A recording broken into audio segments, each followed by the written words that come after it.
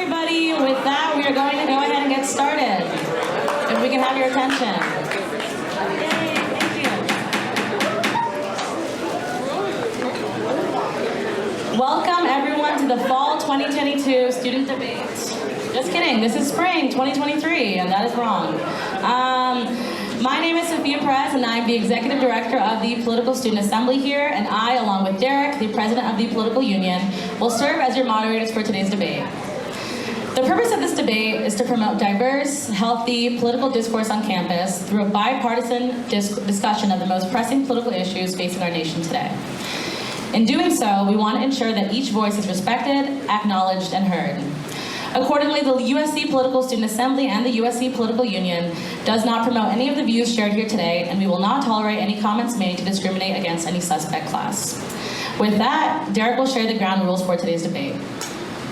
Hello. Thank you all very much for coming. Here are the rules for today's debate. There'll be 4 topics discussed. Each debate will have 3 minutes for opening statements, 1 minute for rebuttal, 3 minutes for cross debate, and then we will ask both sides a follow-up question.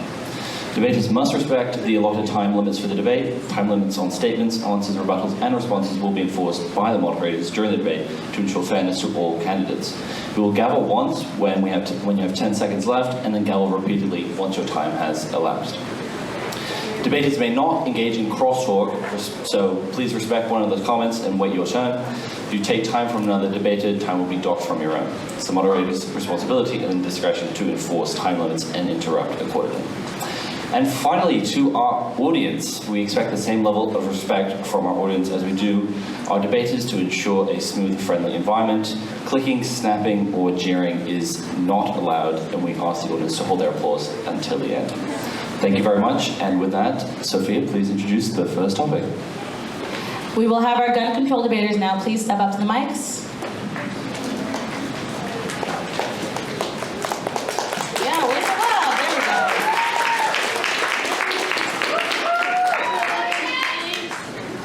Okay, and reminders. So we will have clapping and cheering between the debaters coming up, and not during.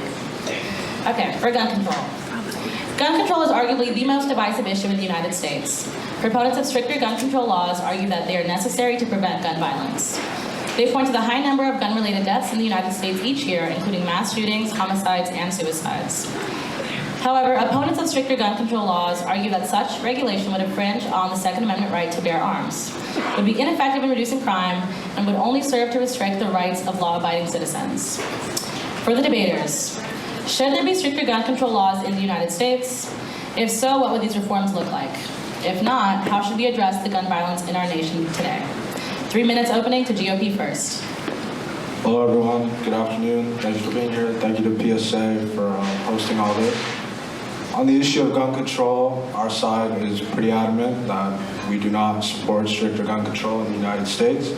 And quite frankly, given recent Supreme Court rulings in the last 15 years, along with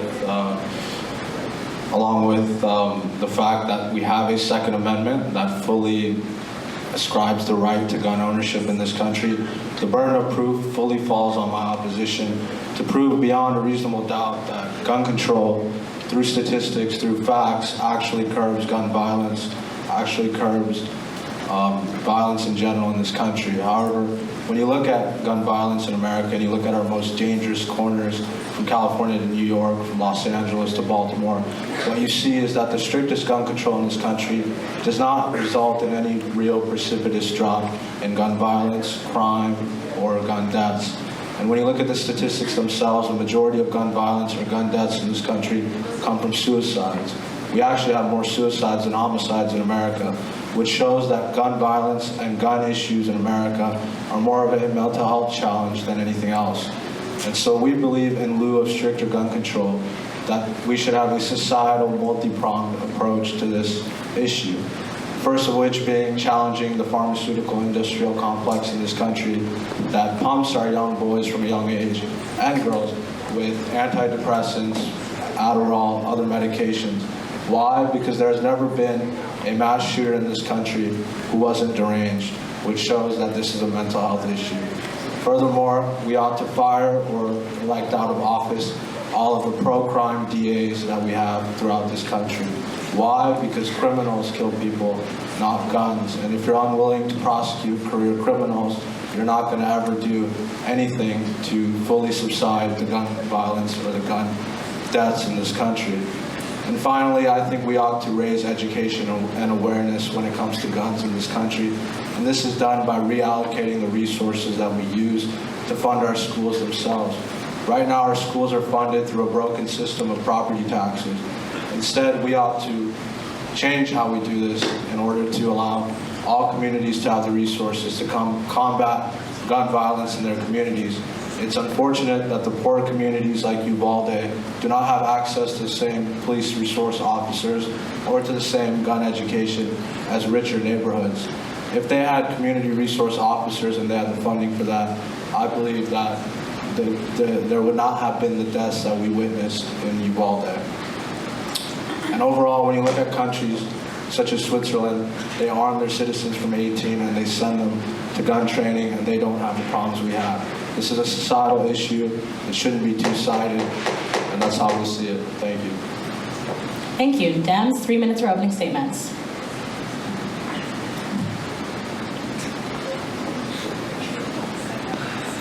I'm not going to lie to y'all, I love to shoot.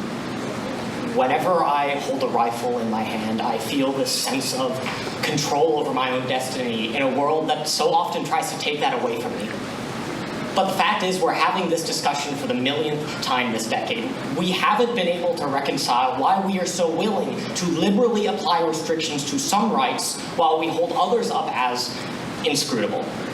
This problem is complex, monstrously complex, and we don't have nearly the time that we would actually need to tie up all of these loose ends. But we have known for decades many policy choices that we can make right now that will help solve this problem. Child access prevention laws, red flag laws, universal background checks. We have known about all of these policy choices for decades, and we haven't done them. So, I know why y'all are here tonight, but no matter how smug you leave here feeling, no matter how much you feel that your side just really kicked ass up here, remember, the blood of every single victim of this uniquely American epidemic is on all of our hands, and I, for one, am getting a little bit tired of feeling like I need to scrub underneath my fingernails every single time someone says the words, "the perpetrator used an AR-15 style rifle." We don't have enough time to go over every aspect of this. But I am grateful for the opportunity to do everything I can in my capacity to do right by those we have lost and by those that have been taken from us. I will not accept. We can't accept the status quo. Aren't y'all tired of it? Let's get to work. Thank you. Thank you. 1 minute for rebuttal for GOP. Well, I mean, that's great. I think we all know that this is an issue, but you didn't say anything that would actually combat what's going on. You listed background checks and a few other gun control measures, and then you said we've never done them, but we have. Joe Biden last year put into executive order a law that is supposed to curb ghost guns, supposed to curb other measures of illegally acquiring weapons, but even the New York Times in December doing an update on all that has said none of that has really done much. You look at the cities in our country with the strongest gun control, it is without a doubt, those are the most violent places in our country. Your form of gun control has not done much to curb the issue. And when someone is hell-bent on shooting up a school, they're going to go around whatever measure you put in place. I think it's up to us as a society to start looking at the other measures that affect this cause, such as mental health, such as simply not prosecuting criminals, because we don't just have a gun violence problem, we have a violence problem and a crime problem too in America. Thank you. 1 minute rebuttal to Dems. I am grateful that you're willing to recognize that this problem isn't just about guns. There is a serious lack of mental health care services here in this country. But the idea that any of the solutions that I outlined in my opening statement won't help, that is, it's just not backed up by data. The RAND Corporation did a meta-study combining a bunch of different studies and found support for red flag laws, child access prevention laws, and universal background checks decreasing gun homicides and mass shootings. That evidence is there. When you say it isn't, you're just not right. I'm sorry. You just said evidence of support. It's not evidence. We're in the rebuttal section now, not cross debate yet.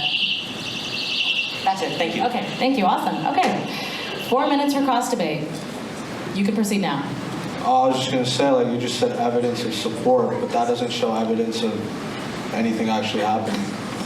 Point to one, like, actual gun control measure in America that has resulted in lower gun violence and lower gun deaths overall. Yeah, I'm sorry. If that's the case, then I misspoke. When I meant it shows evidence of support, it means it shows evidence supporting the idea that they are effective, that they do lower gun violence, homicides, mass shootings. And you did a great job by mentioning that the majority of gun deaths in this country are suicides. That's completely true. Red flag laws, there's a lot of evidence showing that those are very, very good at preventing suicides. So. How so? Yeah. How so? Oh. You're telling me if someone really wants to kill themselves and start doing it with a gun, they won't do it with something else? Well, okay, so you need to understand how depression actually works. I mean, most suicide crises are just that, crises. They're momentary things. If you can get through them and then get treatment, you're very likely to recover. But the reason why red flag laws are so good at preventing them is because if you know that someone you love, a friend, a family member, a coworker, is suffering and they have access to a firearm, you bet your ass you're picking up that phone. You want to make sure that they get as far away from that gun as they possibly can. Okay, I mean, point taken, but what about, there's a lot wrong with red flag laws as well. There's a slippery slope. It can be racist too. Like, say you're a Muslim person, you're on some list, and you live in a dangerous neighborhood. Do you think they don't have the right to defend themselves just because of a red flag law? I don't think you should take away people's right to a defense just because they may be on an arbitrary list, something that a government deems them to be a threat. You go down a pretty interesting path when you start enacting measures like that, don't you think? I mean, yeah, that's a great point. Laws do have a great potential of being discriminatory in this country, but that doesn't really pose any, condemnation of red flag laws now, does it? I mean, it's more of a condemnation of our entire justice system in general. I mean, just because, if it's entirely possible that Muslims are discriminated against by our justice system. But red flag laws don't provide a new avenue for that to happen. I mean, if it's going to happen, that's a problem with our wider system, not with red flag laws. Well, I think we're going to agree to disagree there. But when it comes to stricter gun control, I still do not think you've given a really legitimate example of where it has curbed gun violence in America. Yeah, I'm so glad you asked. Let's take a look at the Uvalde shooting, shall we? The perpetrator of the Uvalde shooting purchased his firearm, an AR-15 style rifle, 1 week before he committed the massacre. Do you know why? Because that was 1 day after his 18th birthday. So if he waited, please. It's cross debate. Please respect people's time for talking. Thank you. Thank you. The reason why he purchased the gun 1 day after his 18th birthday is because you cannot buy a gun in Texas if you are under 18. Y'all, the guy, and it's not like he woke up after his 18th birthday and said, okay, I'm going to commit the mass shooting. No. In September of 2022, almost 6 months before, he had asked his sister, his older sister, to purchase a firearm for him. She said no. It worked. Not really. You're telling me, like, if you had a different law, he wouldn't have just waited? If he had to be 21, you don't think he would have waited? Look, what you... Okay, awesome. We are going to move into our last section for 2 minutes for moderated questioning. All right. First for the GOP. you are opposed to stricter gun regulations. So what specific measures would you support to keep firearms out of the hands of criminals, domestic abusers, and individuals with mental health issues? Specific measures? Yes, please. Yeah, sure. So, I would say that when it comes to people who commit crimes with guns, what we would do to keep guns out of their hands is we'd increase the penalties for crimes associated with guns. I know California actually does lead the nation. They do a pretty good job when it comes to charging crimes that are done with firearms at a very high level. Certain misdemeanors committed with guns are charged as felonies in California. I think that would actually be a good standard to take to the rest of the country to show that we are serious about criminals committing crimes with guns in general. Because when you keep it out of the hands of criminals, you start to really challenge the issue. Thank you. For Dems, considering that many criminals often obtain firearms illegally, how would stricter gun control laws effectively reduce gun violence? Not everyone can purchase illegal firearms, y'all. The black market isn't a mall that you can walk into.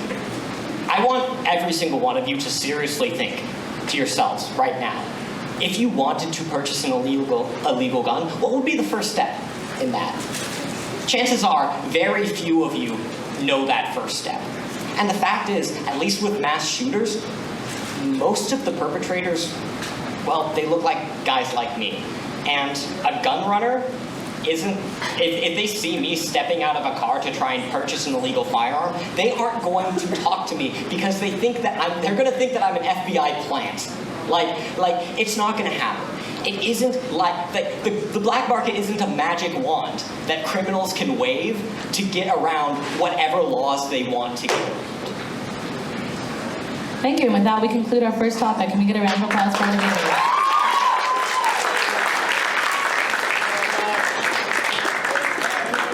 Thank you very much. Our next topic is affirmative action. Can the speakers please come to the microphones? Applause is appropriate.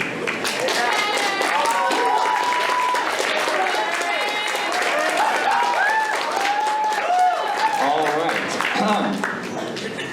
The current Supreme Court cases, Students for Fair Admissions versus President and Fellows of Harvard College and Students for Fair Admissions versus the University of North Carolina, have reignited the debate over race-based policies in college admissions.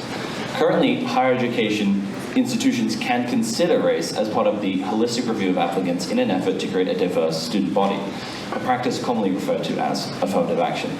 However, the plaintiffs in these cases allege that the students' policies unlawfully discriminate against applicants on the basis of race, giving preference to certain racial and ethnic groups. Proponents of affirmative action policies argue that they are necessary to promote diversity and address historic and ongoing discrimination, while opponents argue that they are unfairly disadvantaging certain groups. Should affirmative action programs be used to address historical and ongoing discrimination in the United States? Dems, you have 3 minutes for opening remarks. I'd prop this up, but I'm not very tall. So, to begin, first off, I want to start by talking about the notion of meritocracy. The term meritocracy was coined by Michael Jong in his book, The Rise of Meritocracy, in which he actually took a stance against the notion of merit because he thought that once you establish some line of merit, then those who win this game will fiddle with the rules in order to maintain their superiority over everyone else, pushing them down. All right? So, we see this with everything. With this organization of society, this has been a fact for the longest period of time. And for things like college admissions, that's been the standard. Let's take SAT scores. One of the most common arguments against affirmative action is by deferring to supposed discrimination against Asian Americans. All right? The study goes that Asian Americans need to get 450 points higher on the SAT than, I think, black students in particular. That study is by a sociologist named Espenshade. And Espenshade has explicitly condemned people who have used this statistic to fight against affirmative action, saying that it doesn't take into account holistic review.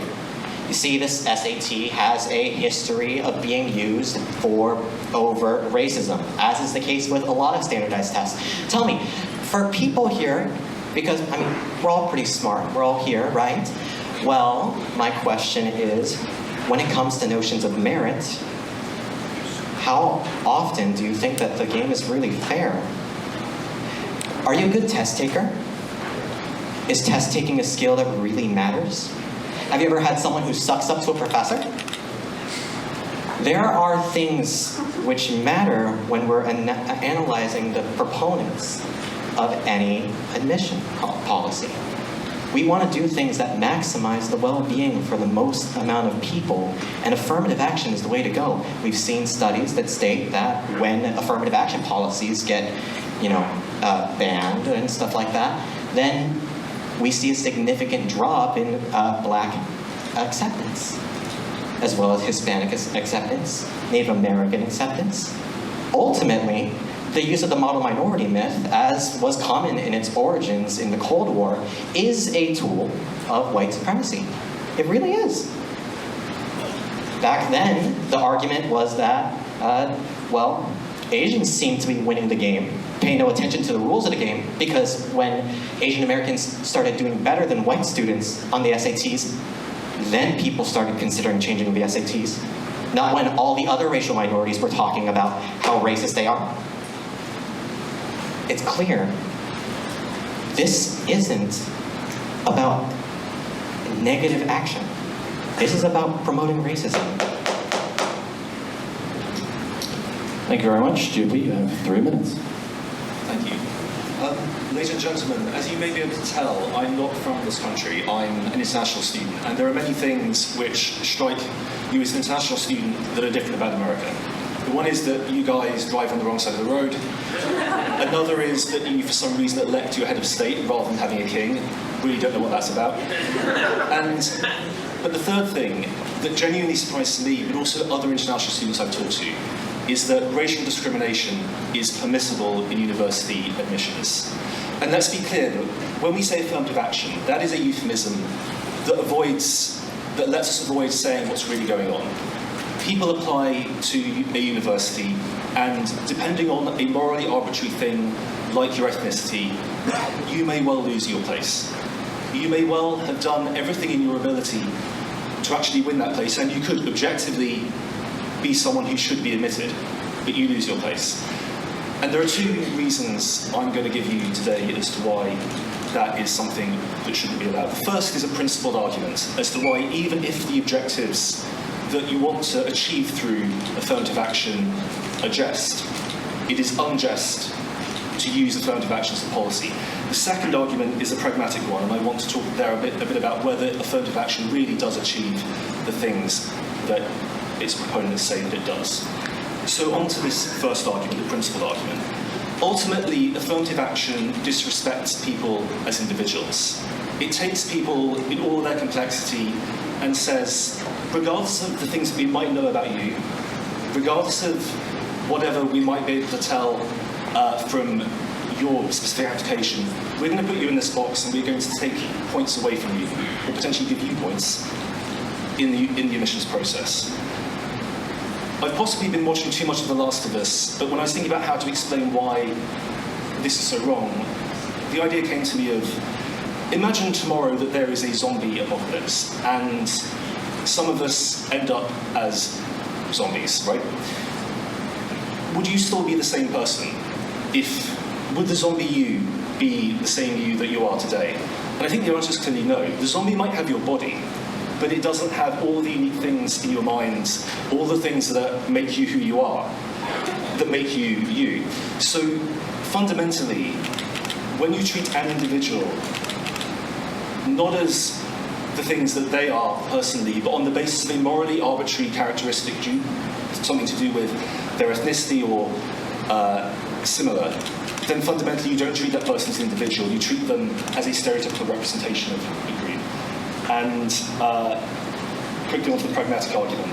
So fundamentally, I don't really have much time, but I hope that the zombie argument was persuasive enough. Thank you very much. Yeah, sorry about that. Also, I really love The Last of Us. Oh, I'd love to talk to you about that. So, first off, I don't see how the zombie analogy is in any way analogous to this situation. But let's talk about individualism. So, first off, racial categories are cultural constructs, in case anybody here is unaware. Race is a cultural construct. We have a lived history. Me, I'm Mexican. I'm Latine. I'm very proudly Latine. And because of that, I have a series of distinct experiences which happen to me disproportionately, like being targeted by police, like being held at gunpoint by police while I was an election worker, stuff like that. So when we talk about reducing the individualism of people by talking about, by recognizing their race, I have to question if it's a holistic thing. Like, we wouldn't say that it's wrong to recognize that slaves were black after we rescued them. If we're going to help them, it's important to recognize that. Thank you very much. You have 1 minute for rebuttal. So, to address some points of rebuttal, the first is this idea that meritocracy is kind of a fraud or an instrument of white supremacy, and that many of the instruments that we use, like SATs and so on, are similarly instruments of white supremacy, and therefore we should put them aside. I'm not going to deny that there are problems, obviously, with measuring things like IQ or ability, and there are also challenges that we have in trying to fairly give people places according to merit. But because there are challenges, it doesn't follow that you throw away the idea of merit.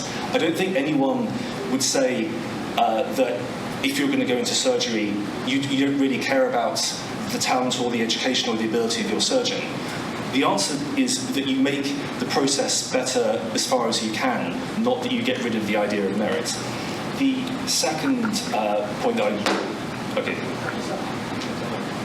You have 10 seconds. Okay, so, and the second point of rebuttal is simply that, of course, race is, to the large extent, a cultural construct, but that doesn't mean that it is morally relevant to the question of whether someone should be admitted. Thank you very much. You have 4 minutes of crossover if you want to continue where you're going. Sorry, I cut you off. Yeah, so I guess to begin, so whether or not race is morally relevant, do you think that there is something morally relevant to, say, reparations? Yeah, because race is ultimately a tool. That's what everybody recognizes. It's a tool, and we can use it for good. We really can. You say that you're an international student, right? Do you have any, have you experienced any racism, would you say? I would say not in the US, but I've experienced racism. I'm also half Japanese, so some of... My roommate's girlfriend is Japanese. Yeah. So, no, let's talk about this. So, you've experienced racism not necessarily in United States.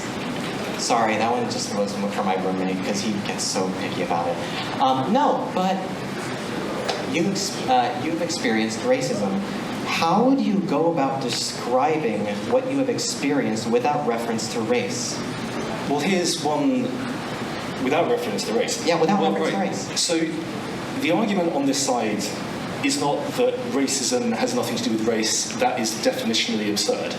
The argument is that race is not a factor which should be taken into account in the college admissions process. That's a much more precise question. But actually, can I just, on this point about racism that I might have experienced myself, let's talk a bit about the concept of microaggressions, right? Because it's sometimes assumed that I'm good at maths, being... Sorry, I didn't quite catch what was the concept of microaggressions. Microaggressions? Because it's sometimes assumed, being half Japanese, I must be good at maths. Unfortunately, I'm not good at maths, is the first thing.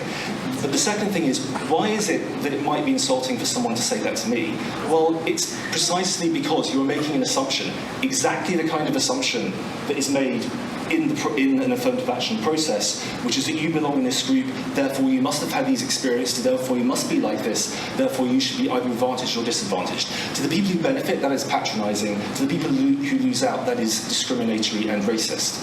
So, and that fundamentally is why we stand against affirmative action. Yeah, so with regards to that argument, so we have encountered quite a few problems when it comes to the categorization of Asian Americans, mostly because there are a vast swath of people who classify as Asian, and we have actually pointed out that once you attempt to apply the model minority myth to the whole class of Asian Americans, it doesn't work. It really doesn't. This myth was brought about to turn you into a weapon. I don't know how else to say that, but it really is. So this is a really good point, because it is true there's a huge oversimplification to say that all Asian Americans or all Asian people are in the same position educationally. That is the fact, like when you take a large group category, it is inevitably true that within that group there's going to be huge variation. But really affirmative action is just the same thing. You might be a bit more precise, that you might come from one particular part of the Asian American community or another part of the American community, but ultimately you are still taking what is an incredibly low resolution fact about someone and making a whole range of assumptions about them because of it. And those assumptions may be untrue. It's treating them like saying that, well, if you are Asian, you're part of the model minority. Well, maybe there are other complicating things, and the fact is, in a university admissions process, you can find out a lot more about that person. You don't have to treat them like they're just a stereotype or a representative of some much larger group. Why do you think that black students perform worse getting into college? Well, one reason is the Democrats and their friends in the teachers' unions have spent so long Teachers' holding down unions have actually standards. benefited the quality of education. I have good friends who are teachers. I will not tolerate the slander for them. I have great respect for teachers. I have less respect for teachers' unions. They advocate for better funding for those teachers. Thank you. We are going to now go into the moderated question sectioning. For Dems, how do you respond to the concern that affirmative action policies may lead to quote-unquote reverse discrimination, unfairly disadvantaging well-qualified applicants from certain racial and ethnic backgrounds? Yeah, so I've already kind of addressed the issue with negative, quote-unquote negative action, which is the term that people have used to describe affirmative action and its impact on Asian Americans. We also just haven't seen any evidence to suggest that that's happening. But as for just general quote-unquote reverse discrimination, we have discrimination in the descriptive and the normative sense, where normatively means that we are talking about issues of justice. And, how about this? So Andrew Hacker, in his 1992 book, Two Nations, did a study in which he asked white college kids how much they would have to be paid in order to be turned black, and most of them said $50 million up front and $1 million for each upcoming black year. There is a property interest in being white for the longest time, especially with things like legacies. We have seen that white people have gotten more seats than perhaps they owe it. And as for the mismatch effect, we've seen that actually. May I finish the sentence, or would you like me to? Yeah, all right, cool. So, as for the mismatch effect, one of the claims is often that affirmative action places students who are perhaps not so academically talented in positions that they weren't fit for, but actually the evidence is contrary to that. Go for it. Please conclude your final sentence. Oh, no, that was it. Thank you. All right, for the GOP. In the absence of affirmative action, how do we then address historic and ongoing effects of racial discrimination in this country? So I think, to use some examples from back in the UK where affirmative action isn't allowed, you can have outreach programs which proactively go and speak to people from underrepresented groups and show that someone like them can get into the university of their choice, that they can be successful at university. And moreover, they can then give the message that you can do that without having the patronising leg up of the affirmative action program. I think it's also possible as well to really look at the earlier stages. We talked a bit, and we're not going to agree, I think, on the schools thing, but actually whether you prefer the Democrat or the Republican solution, I think if you look at schools, it's much better to try to make sure that more people of all backgrounds are in the best position possible, rather than simply trying to correct for this through the admissions process. Thank you very much, and that concludes affirmative action. Applause.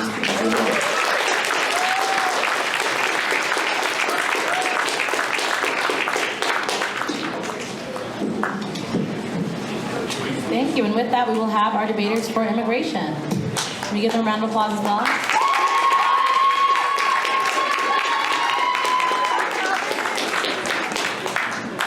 Okay.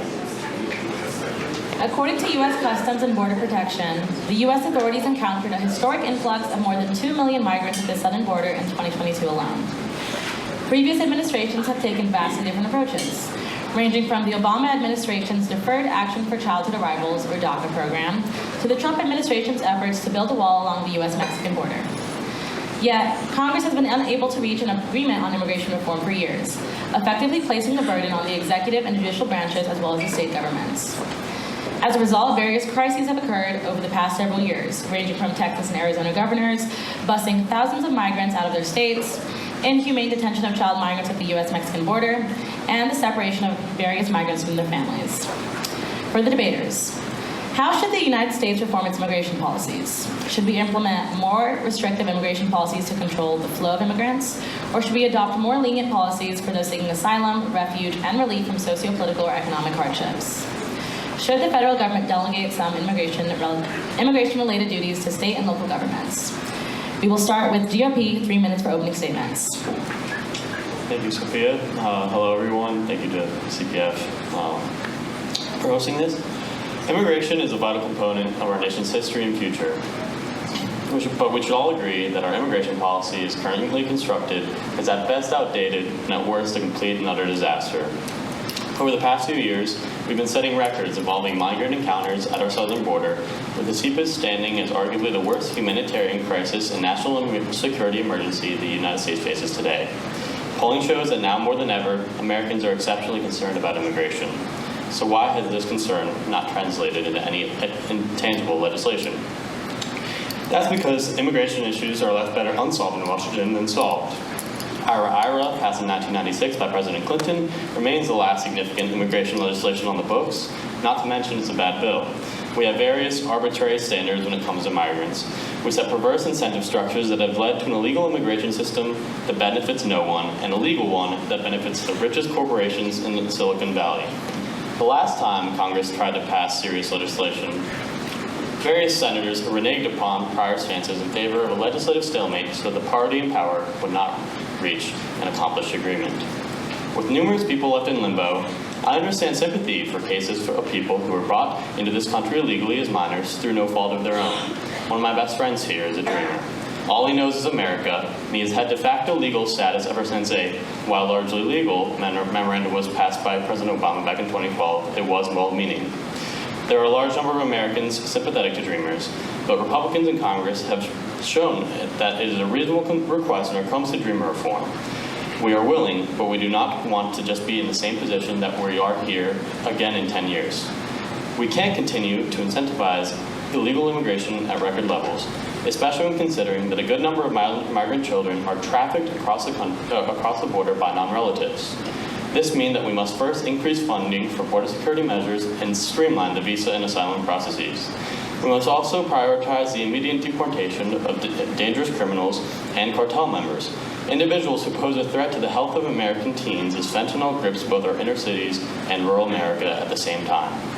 We can have a further debate on heightening legal immigration caps on the margins as well. Graduates from our own university, who I have spoken to, must wait in their home country for an extension of their student visa so that they can work productively in the States. Our immigration policy is absurd, and it's absurd that we can't fix it. It's really not that hard, but the current White House administration elects to fight against any border protection measures, then work with ICE to install a border that stops working for the cartel and starts working for the people. I see the rest of my time. Thank you. 3 minutes opening statements for Dems. All right, let's start with the solution. First, the United States immigration policy should be reformed in 3 major ways. First, immigration policy should be reformed to create an easier path to citizenship for undocumented immigrants currently working and paying taxes in the United States. Second, immigration policy should be reformed such that asylum seekers are incentivized to enter the United States through legal points of entry along the U.S.-Mexico border instead of entering illegally between points of entry. This would mean increasing funding for these points of entry so that asylum seekers are processed efficiently and treated humanely when they cross the border. Third, the visa system should be reformed in a way that makes it easier for graduates of U.S. universities with STEM degrees to stay in the United States, improves access to green cards for workers in lower wage sectors, and eliminates unnecessary hurdles for employment-based green cards. Now, many of these reforms were included in President Biden's 2021 proposal, the U.S. Citizenship Act of 2021, so I would support a similar legislation to overhaul our current immigration policy. There's one main reason why we need to make these allowances for immigrants. The aggregate impact of immigration in the United States, both legal and illegal, is a net positive for this country. This positive impact breaks down into three main categories. First, immigrants contribute more in tax revenue than they take in government benefits. In 2014 alone, immigrants, both documented and undocumented, paid an estimated $328 billion in taxes.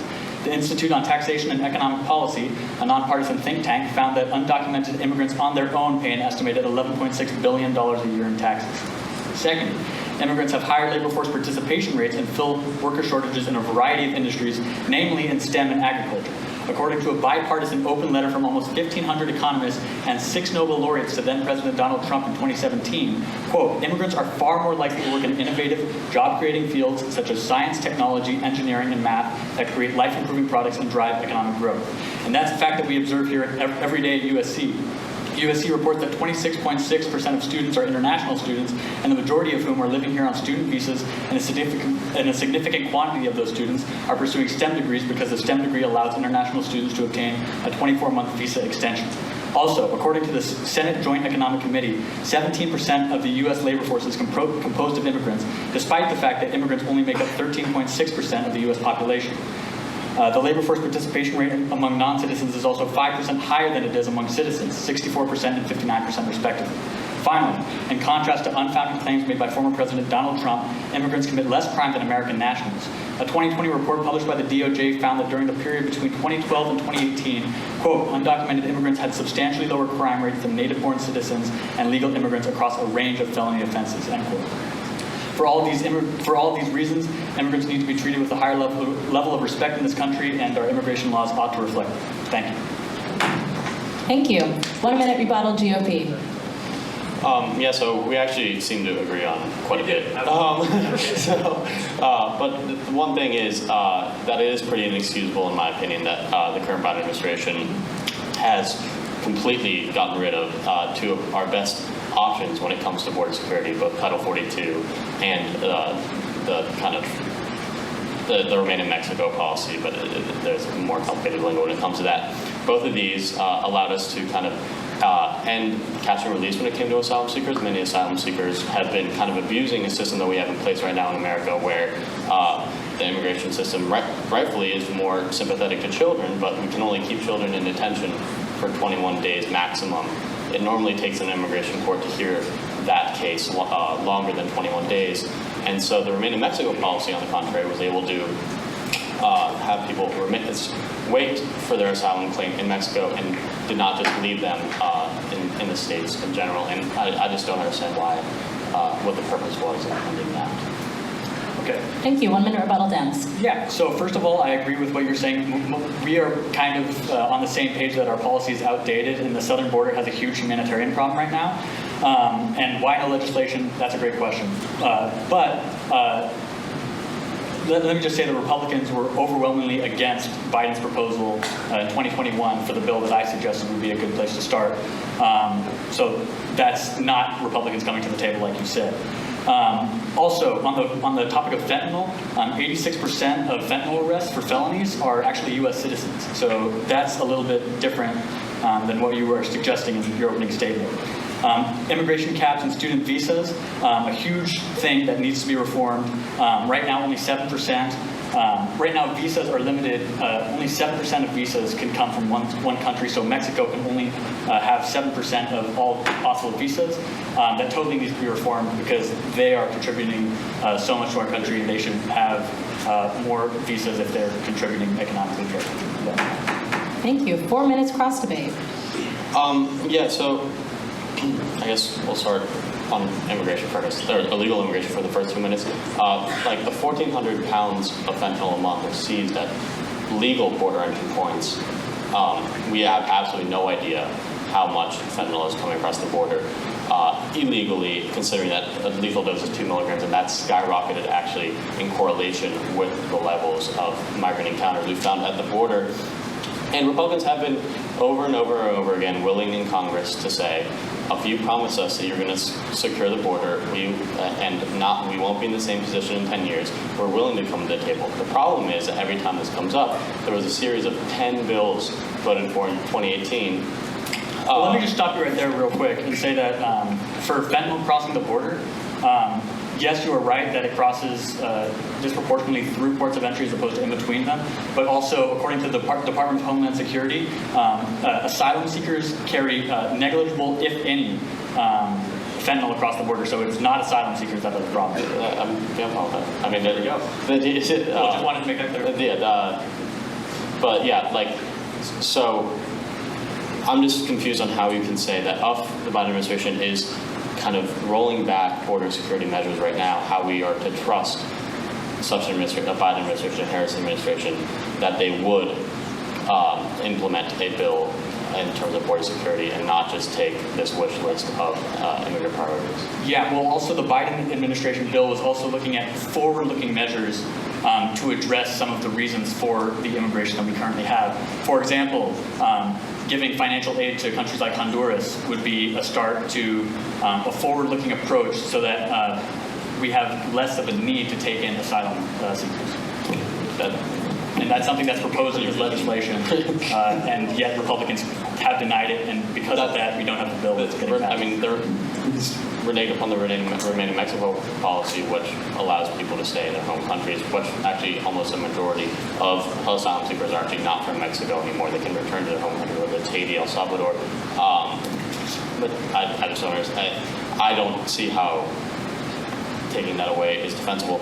On legal immigration, I've heard quite a few priorities. We're both speaking rather fast. Let me just start by saying, for legal immigration, are you in favor of more green cards for all of the immigrant labor that we have in this country? So the vast majority of visas and green cards that are granted are actually kind of family-based visas. So if you have a family member in the United States right now, this is one of the major problems with our immigration policy. That's how you get into the country. There's also a completely arbitrary visa that's granted for diversity that we should get rid of. Instead, we should tighten the caps on things like you mentioned, the H-1B visa, workers that are more productive in the country than actually native-born workers in many cases. That makes sense. We do have to get rid of Yes, but what you just suggested was very similar to Donald Trump's merit-based immigration policy. The problem with that is it neglects to take into account second-generation immigrants who are some of the strongest economic contributors to this country. And what's the second immigration? They're second generation, because if they're born in the United States, they're a citizen. That would be correct, but if for example, if someone was born in Mexico comes to America, their children is what we would consider a second-generation immigrant. So. Okay. So yeah, but they're some of the strongest economic. So on that front, I would say, in terms of people who have been here for long times, I think if we have the ability through the IRS to fund 90,000 new IRS agents to go through every individual tax return, we're going to say IRS. We can go through every single person's immigration status in the same.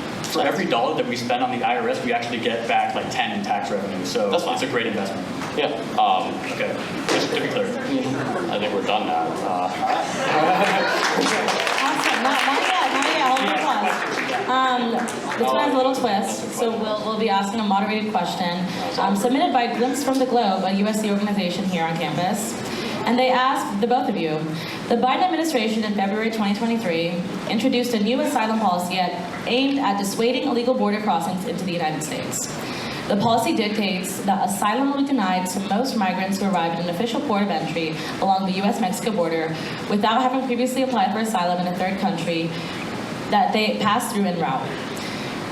The question, is the Biden administration's new asylum policy fair and effective in handling the issue of illegal border crossings, or does it deny legitimate asylum seekers this right to seek protection and put vulnerable populations at risk?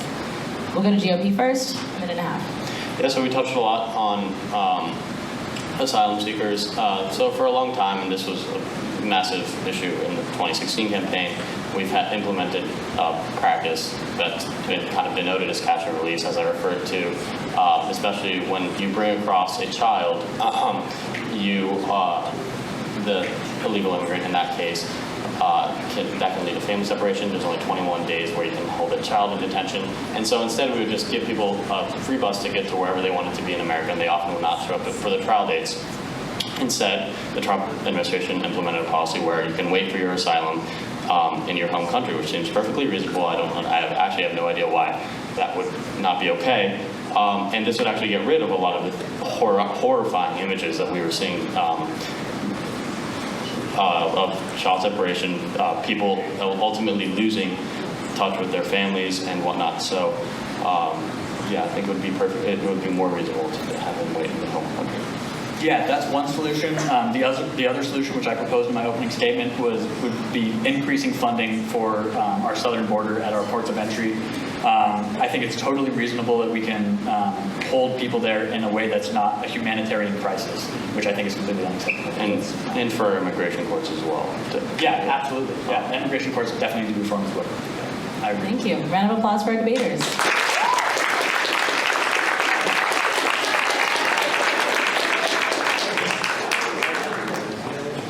Our fourth and final topic for the evening is climate change. Please stand.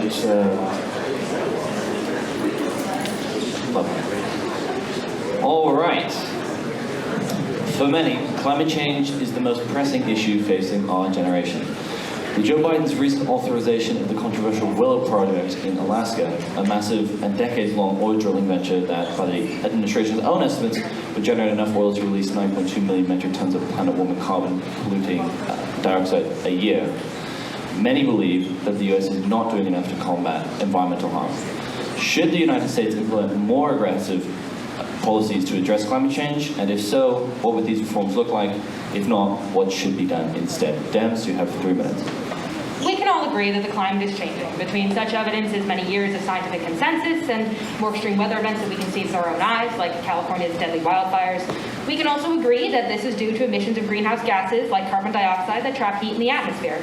And so the global economy must transition away from the fossil fuels responsible for these emissions and towards cleaner, more sustainable sources of energy. The question that remains is how to make this transition as fast and fair as possible. The Willow Project would not have been my first choice, although I understand what it's trying to achieve. While it will be responsible for much additional pollution, it will also bring a small amount of much-needed economic relief to communities in Alaska, including indigenous communities, and it will help slightly reduce our reliance on Russian oil. However, these exact goals can be met better and without additional emissions through sustainable energy projects, like wind, solar, nuclear, and so on. The nice thing is the private market already knows that sustainable energy is the future. Think of all the advertisements you see from big oil companies like BP or Chevron about how they're advertising their investments in renewable energy, or the countless car commercials for new electric vehicles. Even Ford has come out with a fully electric model. It is clear that the world is moving on from fossil fuels. It is not only our duty, but an inspiring opportunity to use the transition to clean energy to right many of the wrongs in our country. If we ensure that investment in the renewable industries focused in our most vulnerable communities that have the greatest need for economic development and that face the largest risk from climate change, we may be able to uplift marginalized groups and shrink historic disparities.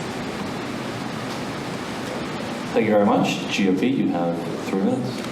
So before I get into my argument, I just want to get some common misconceptions out of the way, especially after seeing online how some Democrats are capable of spitting literal fire, and the last thing I want is to be propped up like some giant strawman by a pyromaniac arsonist. Not saying that's you, by the way. Let me make a couple things clear. Number one, I do believe that climate change exists. Number two, I do believe that human activities have contributed substantially to climate change. And number three, I do in fact believe that humans have a responsibility to solve this issue we have created. Contrary to what most of y'all think, most conservatives are not just a bunch of ignorant, irresponsible science deniers. I consider myself conservative, and I've taken science classes myself, like sustainability science in the city, and analysis classes like mathematical statistics. I have seen the empirical evidence with my own eyeballs, and I can concur that climate change is indeed a complex problem that requires complex solutions. Now, where I and most conservatives disagree with liberals comes down to potential solutions. My opponent believes that climate change is something that the U.S. is primarily responsible for, and I think that we need to look at the bigger picture, because I honestly think that climate change is more of a team effort. Let me get to what I mean. Many liberals like to cite this statistic that the United States is the second leading nation in terms of carbon emissions, but in reality, this is a very misleading thing to say. In my mathematical statistics class, you get to learn how real-life situations have many random variables that can play an impact to the outcome. It's really not so simple. For example, the U.S. is also the third most populated country in the world. Is it really fair to compare carbon emissions by country? That's like saying a family of 20 children is hogging all the electricity while you, a random single college student only uses up a fraction of what compared to them. Now, if we take this one random variable into account, we can see that U.S. is not even in the top 10 countries that emit the most carbon dioxide emissions per capita. We have already gone down 10 plus ranks, and we've only accounted for one of the many random variables that exist in this complex environment.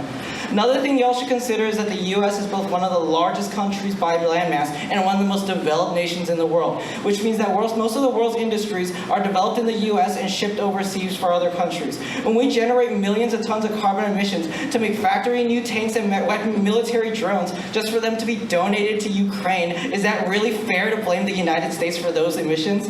Look, the point I'm trying to make here is that the issue of climate change is not so simple. In fact, I'd argue based on all the awareness and commitment we're raising to combat climate change, and the fact that we're in the Paris Climate Accords, and we're like, the U.S. has basically pitched in more than its fair share towards resolving this issue.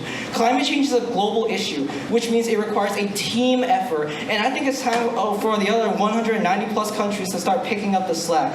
If Joe Biden has listened to the experts and his top senior environmental advisors have advocated that he run Willow through, like, don't you think that's a good idea? Thank you very much. I'm going to take a moment here to remind our audience members that we come on this event to be respectful and tolerant of all of our views. So I would advise you all to be respectful as well. Thank you. Thanks, Sophia. Dems, you have 1 minute of rebuttal. So I never said that the U.S. bears sole responsibility for climate change or that the U.S. bears sole responsibility for doing something about it. You're a patriotic person. I'm sure you love this country. Republicans love to talk about how much they love this country. Why would it not be fitting for America to lead the way in pioneering doing something about climate change? You know, you've been talking about how all these other countries in the world need to do something. Yes, they do. I agree with you. I would love for other countries to pitch in more than they're already doing. But, you know, why shouldn't we be at the forefront of that? Why should we not be at the forefront of developing sustainable energy? Why should we not be at the forefront influencing other nations, showing them the way? Is that not the American dream on the global scale? Thank you very much. GOP, you have 1 minute of rebuttal. So I think that in terms of raising awareness and coming up with sustainable development and sustainable systems, I do think that the U.S. should lead the way because it's one of the most developed countries. But I just think that it's important to understand the U.S. has already done so much. The U.S. has made many pledges to become carbon neutral or even go back on the carbon that they've already produced. And I think that it's just important to raise awareness that this is a very complex, multifaceted issue, and I think that while I think that we actually share common ground with a lot of things, it's just important that I just think that the U.S. is they've already done a lot, and I think that considering we're in a global economic recession from a global pandemic, this is something that we just need to relax on. Yeah. Thank you. Hang on. We will now have 4 minutes of cross debate. Go ahead. Sorry about that. I got a little excited to respond to you there. So I agree. The U.S. has done a lot on climate change. What I don't understand is why that'd be a reason to stop doing things. Well, I think the biggest answer I have to that is just because we just got out of a global pandemic and we're in a massive recession. And I think that, so you seem like a very smart person. A lot of sustainability theorists have this idea that there's 3 E's to sustainable development: environmental, equity, and economical. And the truth is that our economical version of sustainability is just basically, we need to build that up. That needs a lot of work, considering we shut the country down for the past year or so. So I just think that Willow is a good idea, a really good idea on the Biden administration. And I usually don't defend the Biden administration a lot, but I think that Willow was definitely the right call to jumpstart our economy back up. Okay, so you said we just got out of a global pandemic. That's the fun thing about a global pandemic. So did the rest of the globe just get out of it? And that affected the entire world, and a lot of places are experiencing economic hardship. You know, just because we're having a tough time doesn't mean that the rest of the world isn't also struggling. And you say we need to boost our economic, the economic arm of advancing, climate policy. How would stopping doing climate policy advance our economic situation? Why would it, For example, the U.S. government spends tens of billions of dollars subsidizing oil companies to pursue their projects. Why? And, to some degree, that has been hugely profitable, although it has quite hurt the climate. Why would you not expect such similar profits coming from investing in renewable energy? Again, I really don't understand in your argument why any of this is a reason for us to stop, implementing climate policy. Right, well, this is the way I see it. So I think that just stopping temporarily in order to get our economy back to track would be a good idea. I'm sure that a lot of Democrats are in favor of the stimulus checks that were passed out during the pandemic. Temporary relief, temporary aid in dire emergency situations is a very good idea. But in this case, I also think it's a really good idea to just approve a couple oil projects, drill a little bit just so we have our economic stability back, and then when we're a lot more energetic and our country's in a lot better state, we can have more resources and more time and leverage to tackle these climate problems. How many more oil projects do you want approved? Well, Willow is just one oil project. I would say we would have to see. I can't predict the future. Right, and you realize that we have to curb most of our carbon emissions within the next 10 years, or we're going to be feeling the effects of that for the next thousands? Yeah, but we got to start somewhere. If you look at the IPCC report, if you look at if you look at the mainstream policy when it comes to making climate progress, none of that requires implementing new oil projects. None of it.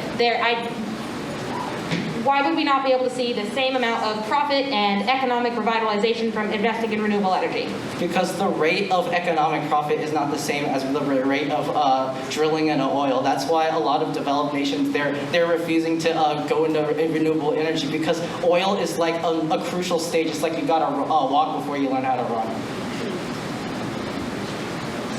And would it not be appropriate for the U.S. to step in and make those technologies more accessible so that it's easier for them to get off the ground rather than oil projects? Well, if we want to talk about international affairs, if we want to talk about international affairs, I also think that the U.S. has a lot of responsibility to basically help people sorry. Thank you. Okay, we will now go into our final round of moderated questions. For Dems, how do you plan to balance the economic impacts of more aggressive climate change policies, such as potential job losses in the fossil fuel industry and increased energy costs for consumers, which may disproportionately affect lower income and rural communities?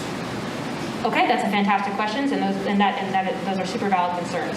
When it comes to job loss in the fossil fuel industry, I think it is crucially important that if we are, winding down fossil fuel industry, we need to make sure there's a pathway for anybody with current jobs in fossil fuels, coal, oil, natural gas, etc. We need to make sure there's a pathway for them to start working in renewable energy or similar fields. Essentially, we need to make sure that there's a way for them to get from A to B, because while it is important that we cut out fossil fuels, it would be unforgivable for us to not look out for the livelihoods of those who rely on it for their income.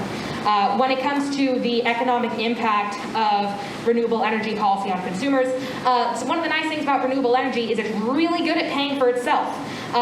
While, for example, California has not had the best history when it comes to incentive programs for solar panels, there are a lot of ways to do this that'll make sure it helps everybody and we can uplift those who need it most. Thank you. Thank you very much. And for GOP, you said you do believe humans have a responsibility to address climate change. What specific policy options do you support to transition to a low-carbon economy and reduce our greenhouse gas emissions? So I do think one of the big things is the U.S. does need to help a lot of countries that are still in their pre-industrial stage to build themselves up so that we can contribute together. It's like the idea of Social Security. I think that a lot of the things that we're trying to do is simplify this extremely complex issue. There's a lot of things that admittedly I actually don't know about because I don't really have all the information. But I think that in order, what we need to do first is I guess trust the experts on this, because as Democrats like to say, trusting the experts is really a great efficient solution. So I think we need to trust Joe Biden's senior sustainability experts on why Willow should be run through. And I think that we need to help.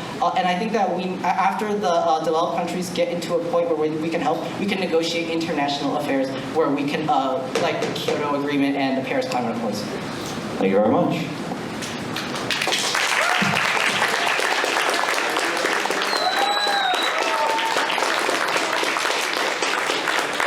Awesome. And with that, we have officially concluded with our spring 2023 debate. Can we give another round of applause for